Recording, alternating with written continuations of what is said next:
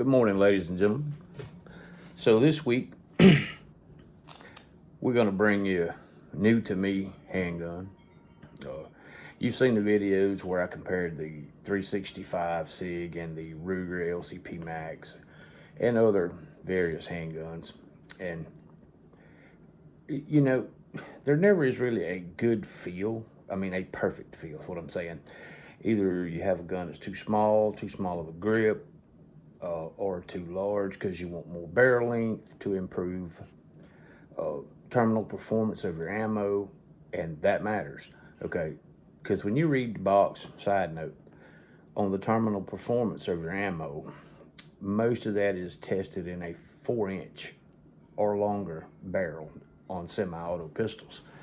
So it can be a little bit deceiving, but there's always something that's a little picky about whatever gun you settle on for self-defense, you know, your everyday carry.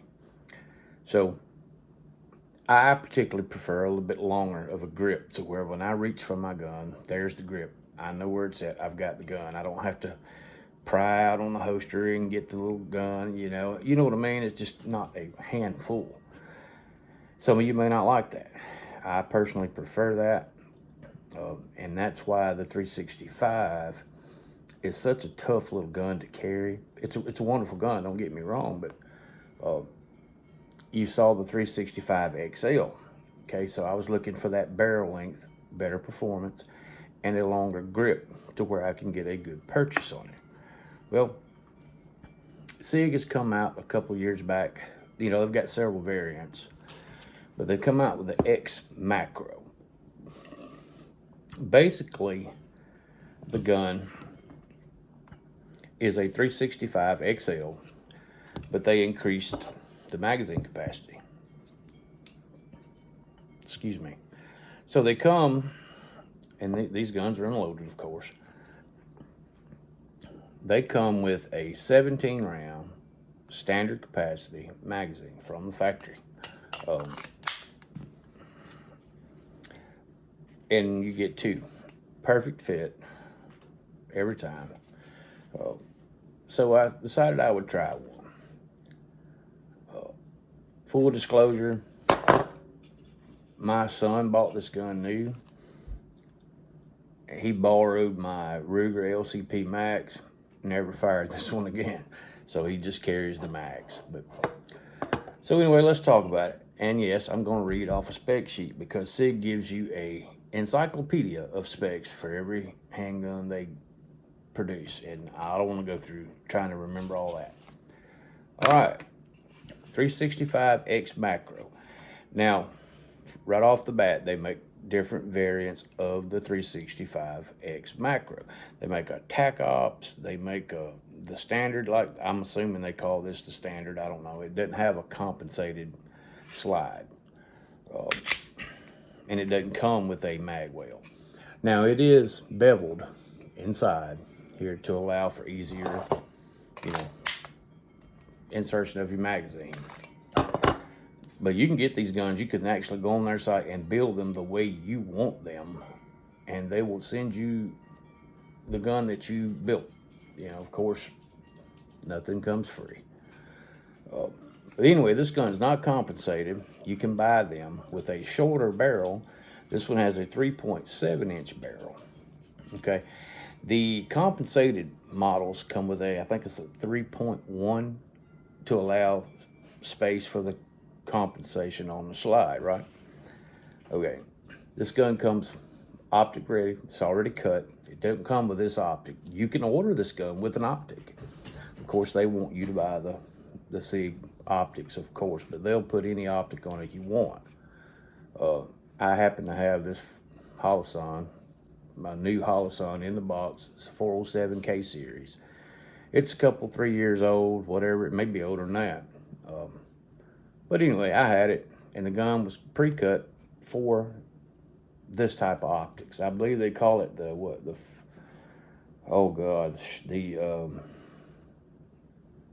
what do they call that? RMS-C for compact. But anyway, the gun comes pre-cut and drilled for Holosun. We know that. There it is. straight to the slide. No plates or anything like that. They offer interchangeable back straps. You get a small, medium, and a large.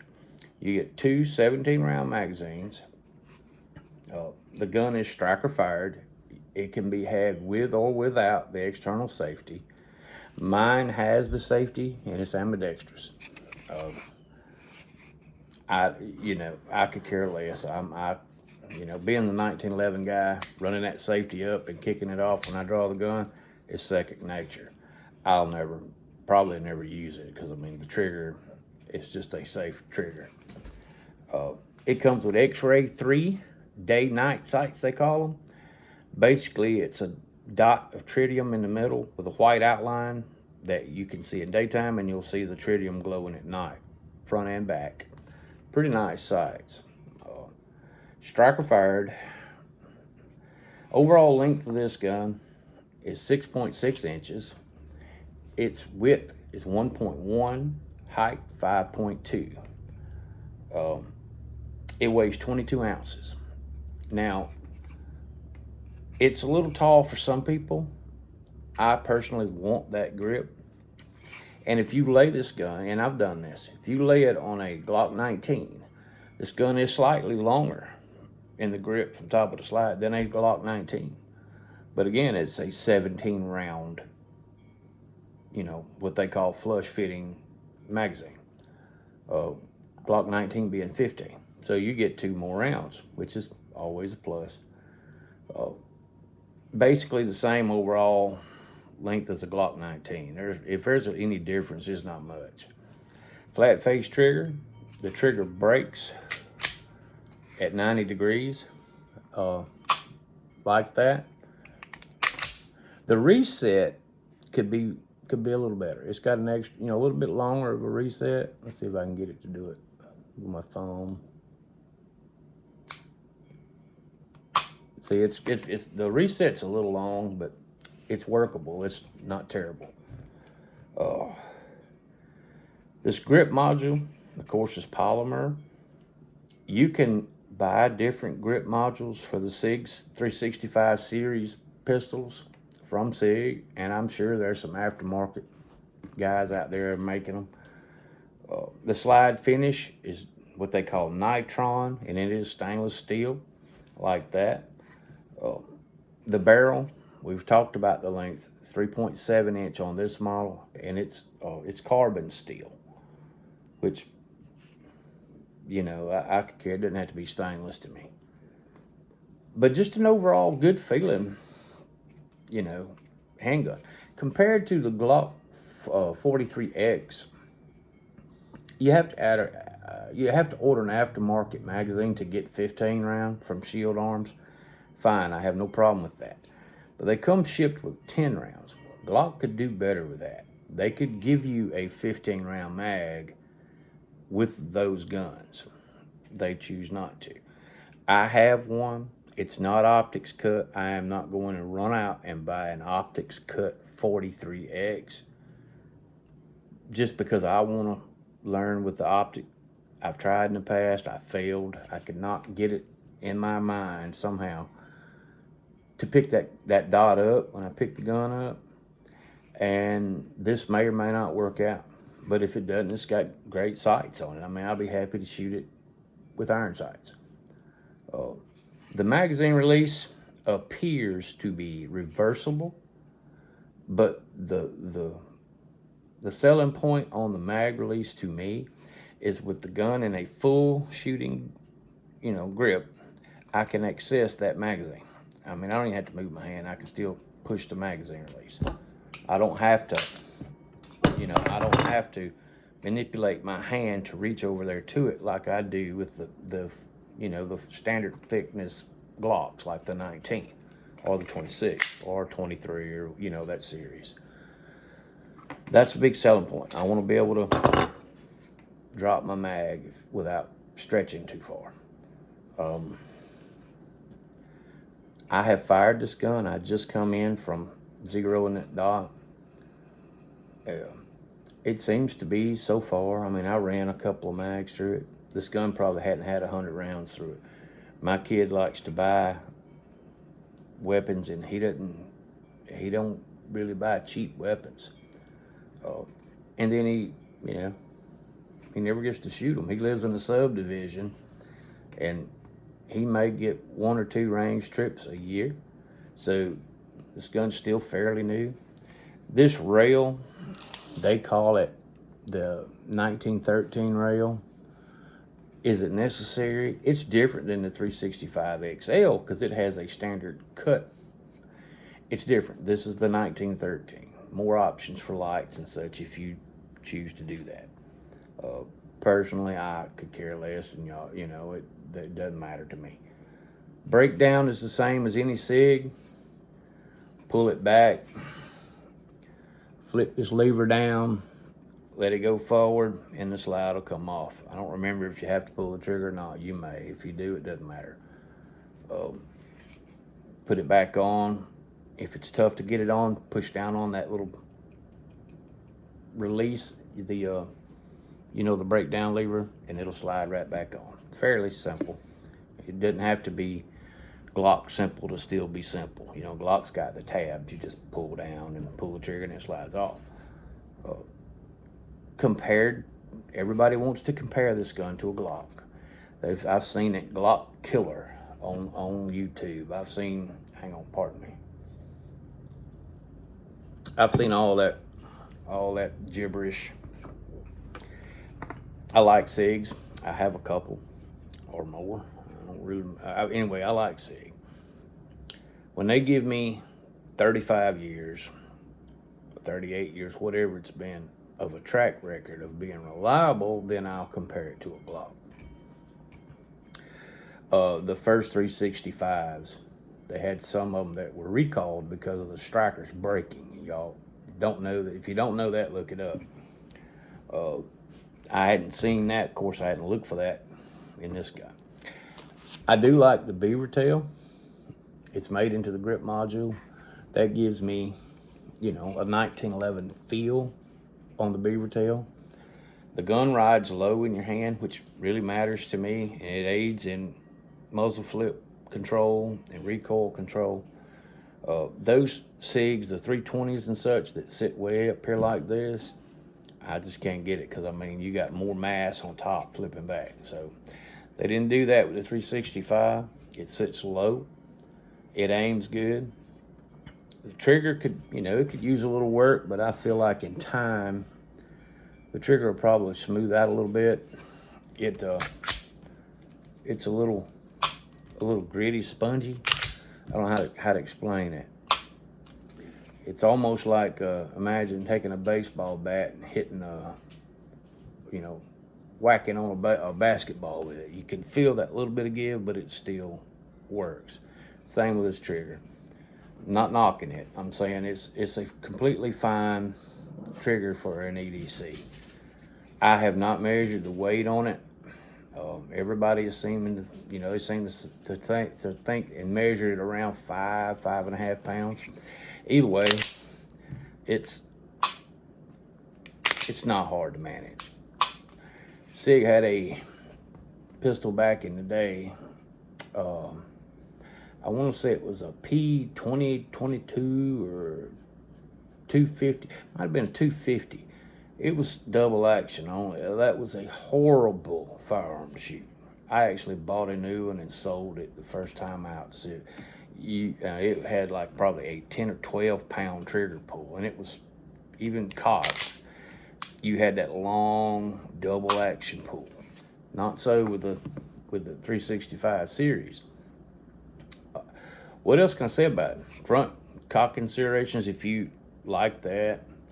Serrations are not very aggressive. I guess it really doesn't need to be, but I would have liked to saw that a little bit more aggressive on the back. Maybe slant it a little bit. They didn't have to be any deeper. Just slant the cut to where you've got an edge, but so be it. Grip texture on this handgun is rather aggressive. And what I mean by that is it's got the sandpaper, the rough sandpaper feel. Used to, you had to get Talon grips to get that if you liked that thing. And Talon offered their grips in sandpaper or rubber feel. I preferred the rubber feel better. But you get a purchase on the gun. Will I change that? I don't know. I doubt highly that I'll break out the Dremel tool on this handgun, because MSRP on these macros is pretty stiff. I mean, you're looking in the 1911 categories, then you're talking, you know, between 7, 8, and 850 without the optic. If you get the you know, the what I call the fancier versions with the ported slides and all that, of course it's going to cost you more. And I've seen these guns go in the 600 range, but that was a couple of years ago when they were first introduced. Not now, I wouldn't think. I mean, I've seen them this morning for like 829, 839, I think. But overall, a good Goldilocks firearm. It's not too small, not too big for me. It's kind of just right with the grip that I want, the accessible mag release button, the barrel length I want. I would love for the gun to be a 4-inch barrel, 3.7's closest you can get, really, in that size of firearm. You get 4.5, you're talking about a full-size gun, mostly. I'm sure somebody will disagree and say, well, they make this, that, and the other. Well, they may, but SIG don't. So, not that I'm aware of. So anyway, I'm happy with the barrel length. I'm pretty much happy with the gun. If I had bought it new myself, I probably wouldn't have bought the one with the external safety, which works just like a 1911. I mean, I can find it when I come out. I may, if I, you know, I may see if I can, somebody makes an extended safety lever. If I'm gonna carry it like a 1911, I'd like to have an extended lever, but that's pretty tactile. You can clearly hear that off and on. You know, that's a different practice regimen. When you pull and you clear leather, that comes off. That goes into the 1911 days. Don't worry about that. What else? There isn't anything I can really say bad on it right now, or any cons so far, except for the length of the grip. And when you load 17 rounds in here, and then if you do a +1, you significantly add weight to the gun, so you're no longer at 22 ounces. I don't know what you're at, but I would assume you're probably closer to 30, 32, somewhere in that neighborhood. It could be more, could be less, I don't know. But you don't feel it because the gun is thin. It fits close to you in a quality holster. You know, and this is what we try to hide when we're carrying, and it's usually right here that prints on your firearm. I don't care if I print anymore. I try not to, but you know, hell, if I want to wear this favorite shirt of mine and I print. You know, the times have changed. I'm not gonna. I mean, I have a concealed carry permit. I'm not going out of my way buying special clothes or guns to not print anymore. It is what it is. If if I'm in a store and you see that I have a gun because it's printing, so be it. It is what it is. You know, I would rather not print, but if I do, I do.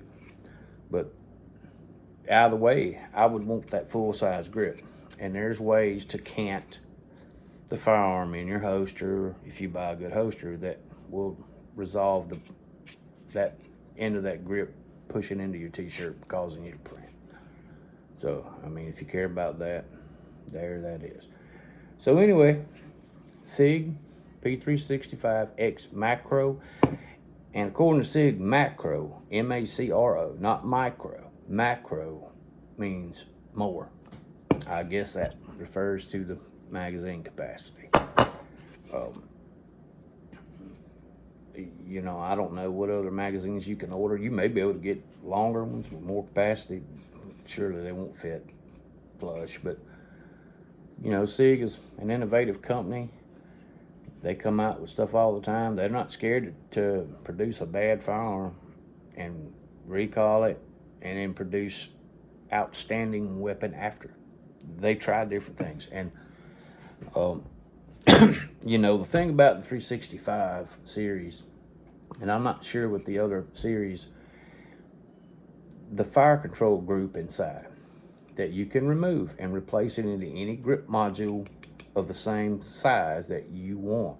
You may be able to replace it in different size modules, but that's the serialized part on the weapon. That is the firearm.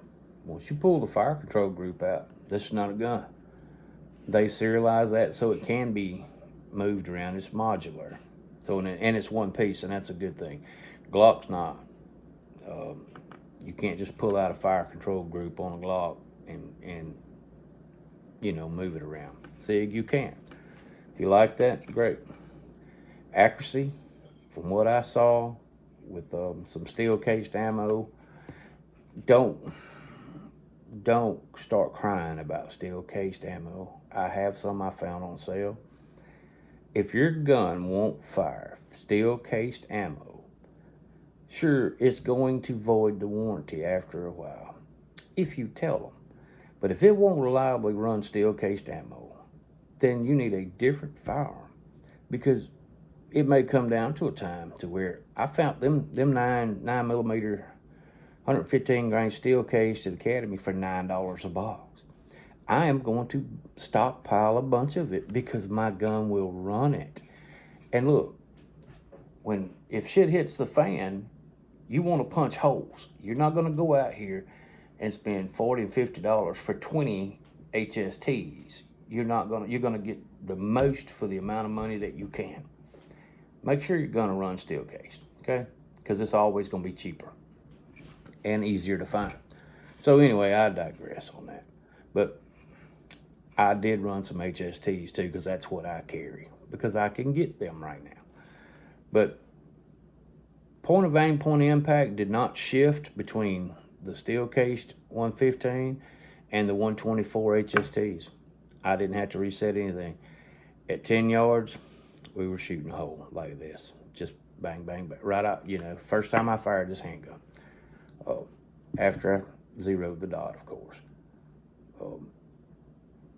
And this dot, we're not going to do a video on a dot. I'll do that later. I mean, I'm not going to do it in this one, but I just want to say, this gun did not come with suppressor height and size. Them are standard.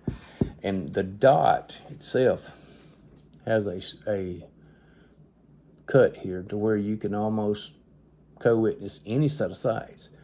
You can this one. I don't know if y'all can see that, but it's just enough that it doesn't take up my whole window in my sight, and it lines up perfectly with the bag. So these are standard height sights. If you don't like suppressor height sticking up in your optic glass, I don't. Good combination right there. So anyway, that is the Sig X Macro, the 365X Macro. Hope all of you are having a great day, having a blessed day, taking care of each other. Watch your family. Take care of your family, and let's put God back first, because after all, none of this is possible without Him. So, thank you for watching. Do all that stuff you do, like, subscribe, share, hit the bell, you know, whatever. I'm gonna do a video in a week or so on a Canic that I bought, and it's a cheap firearm, cheap priced firearm. That is a wonderful gun. I wish that Sig had the trigger that Canic has at $419, and that was the expensive Canic. Absolutely wonderful gun for the money, and you know, or hell, for any money. It's great. We'll do that video later. So anyway, thank you for stopping by. Have a great day.